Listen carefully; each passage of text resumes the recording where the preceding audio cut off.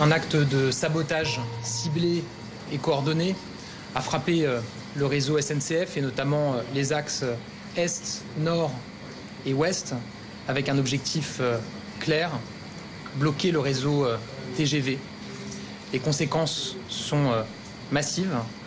Ce sont des centaines de milliers de nos concitoyens qui se retrouvent bloqués, des centaines de milliers de nos concitoyens qui n'aspirent qu'à une chose, pouvoir partir en vacances, se retrouver en famille, pour certains assister à des épreuves des Jeux Olympiques.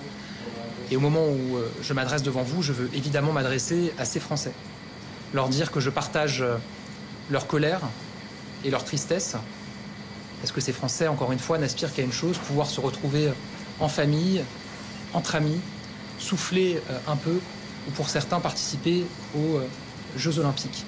J'ai tenu à me rendre immédiatement ici, à la cellule de crise du ministère des Transports, accompagné du ministre des Transports, Patrice Vergrit, pour échanger avec l'ensemble des acteurs qui sont impliqués.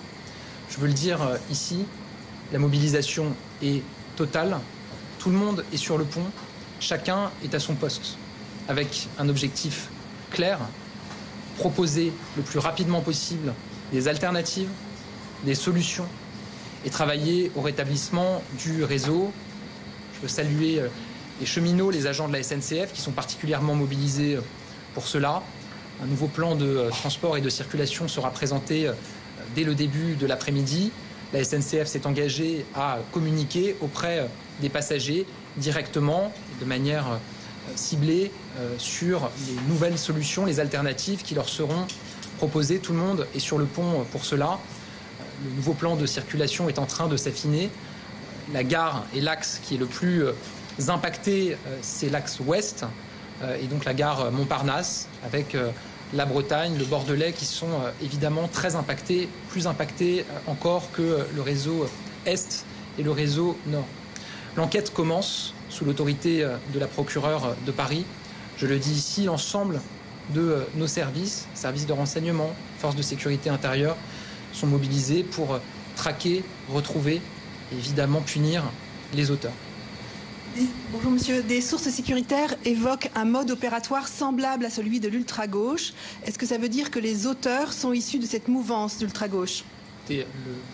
L'enquête démarre, j'appelle chacun à la prudence. Ce que l'on sait, ce que l'on constate, c'est que cette opération a été préparée, coordonnée, que des points névralgiques ont été ciblés, ce qui montre une forme de connaissance du réseau pour savoir où frapper. Je ne peux pas vous en dire davantage sur les auteurs, les motivations. Ce que je vois en revanche, c'est l'impact.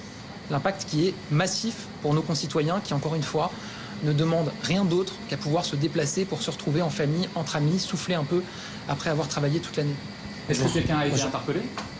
À ce stade, je n'ai pas connaissance d'interpellation, mais l'enquête, je vous l'ai dit, a démarré sous l'autorité de la procureure de Paris et surtout l'ensemble de nos services sont mobilisés. Vous le savez, il y a un autre acte de sabotage qui avait été prévu sur le réseau Sud cette fois-ci.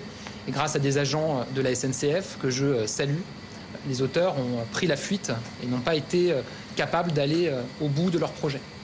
Est-ce que combien de temps pour un retour à la normale ? Pour un retour à la normale. La SNCF a communiqué sur un impact qui restera réel tout au long du week-end. Pour autant, il y a d'ores et déjà un nouveau plan de circulation qui est en préparation, qui sera communiqué dès le début de l'après-midi, avec des solutions, des alternatives. Il faut s'attendre à des retards sur un nombre important d'axes ce week-end. Est-ce qu'on peut établir un lien avec le précédent qu'il y a eu lors de l'arrivée de la flamme à Marseille ?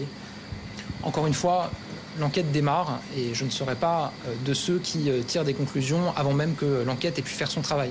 Ce que je peux vous dire, c'est qu'il y a une détermination absolue à identifier, retrouver les auteurs et donc en connaître davantage sur leur motivation. Quoi qu'il en soit, on parle de personnes qui ont délibérément et de manière organisée cherché à bloquer le réseau TGV et donc à bloquer des centaines de milliers de nos concitoyens qui n'aspirent qu'à une chose, pouvoir partir en vacances, se retrouver en famille, pour certains assister à des épreuves des Jeux Olympiques. Est-ce que vous craignez une ingérence étrangère et est-ce que ça n'entache pas l'image des JO qui s'ouvrent aujourd'hui ? Sur ce sujet-là, encore une fois, je me garderai bien de tirer des conclusions avant que l'enquête ait pu progresser. Ensuite, l'ensemble de nos services sont mobilisés évidemment sur l'organisation des Jeux pour qu'ils soient une réussite. Mais à nouveau, ici, je m'adresse avant tout aux centaines de milliers de Français qui, encore une fois, aspirent à pouvoir retrouver leurs proches, se déplacer en France pour partir en vacances.